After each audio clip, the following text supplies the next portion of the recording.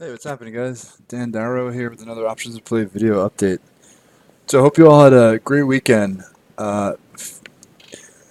Interestingly enough, um, whether you were long or short, I felt coming into this week that we could have been set up for kind of a headline-filled weekend, right? That's what I mentioned in the earnings on the radar video on Friday, right? There wasn't actually any scheduled news for Monday morning, so no earnings, but kind of assumed that Twitter would be on fire this weekend, and we certainly saw our fair share of headlines on the trade spat tariff side, right? So things are getting hit today, and our back-to-back significant gap down to start the week. So last Monday, we also had like obviously a huge gap down, and we snapped back very quickly last Monday. Today, not so much. Um, so last week, I spent a lot of time talking about trending trades, right? So during our option session, I talked about it, some of the trade ideas, trending trades, just all sorts of variations on the trending trade idea, right? And I hope you're not sick about trending trades. This might be my last video, maybe for the next few days, but the thing is, as long as trends hold, they create great opportunities, right? So that's why I like to focus on them, and it's about recognizing the market, recognizing the pattern, and then figuring out ways to capitalize, right? So when stocks are in trends, going into earnings, we talked about how to target those, right? Different sorts of counter spreads or butterflies, basically ways to lower the debit, right? When stocks get hit when stocks get hit out of trends, you can look for reversals into the trend, right? So whether it's on the downside, like WWE, which I'm going to talk about, or to the upside, maybe like Shopify, right? That broke out to the upside. These trends, these really aggressive trends, create all sorts of opportunities, and it's figuring out ways to design trades to target moves around these, right? So as long as the trend holds, it it's kind of it's kind of predictable, right? I mean, you can see for WWE, right? So using this as example, as long as the trend holds, it has a kind of a predictable nature, right? It gets hit into moving averages, right? So the moving averages can change here or there. I mean, back in November, it was a 200-day. Back in December, again, it was a 200-day.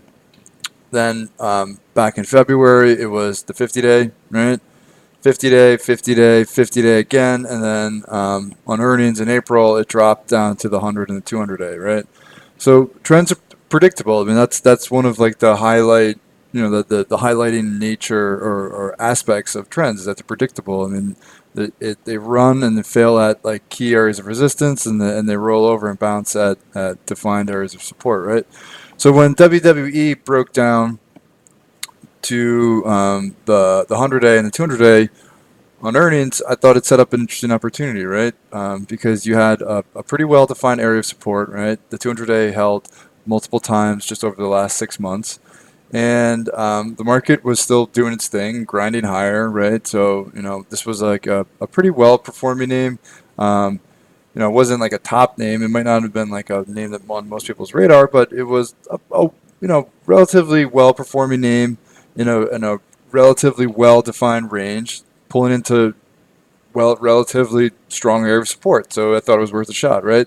So the trending trade, looking for a reversal back into that trend, right? So you're looking for a move back into like the low to mid 90s, right? So to get back into that trend and ideally to close the earnings gap. I mean, like that's how you target, that's how you draw it up, right? So reset the range first, so reset the bottom, and then to close the gap, right? And make a run to the top. Now, it started to look like it was going to go, right? So it held, and then it started to turn the corner. And then over the last week, things started to change, right? So the market started to weaken a little bit. WWE started to weaken. And now today, you can see very clearly that it's starting to lose not only the 100-day, but also the 200-day, right? So these trending trades, right? They well-defined areas of support, well-defined areas of resistance. But the key is when the trends start to break, whether it's on the upside or the downside, you want to be careful, right? You want to keep tighter stops because when trends break, momentum can really snowball in that direction. So, for in the case of WWE here, with it losing the 200A, that basically is the last line of support, right? I mean, that was about the bottom on multiple occasions, and now underneath that, there could be some serious downside. So, you know, it's unfortunate that the market decided to pull back when it did for this trade. Um, but at the same time, you got to respect your stops. The trend looks like in serious danger of breaking, right? Starting to lose like basically the bottom area of support. So the stop is getting hit.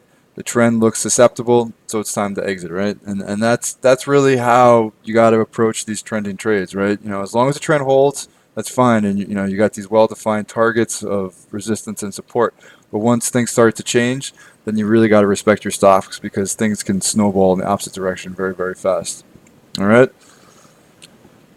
So, obviously, a very interesting start to the week. It isn't as busy from the scheduled news front, but the names that are reporting are pretty interesting, and you got some big ones out there too, like Nvidia, Baba, Walmart. So, it's not like jam packed every single night, but the names that are reporting are, for the most part, pretty interesting. So, we'll see what we got. So, questions, comments, reach out. I'd love to hear from you guys. All right. So have a great night, and I'll talk to you all tomorrow.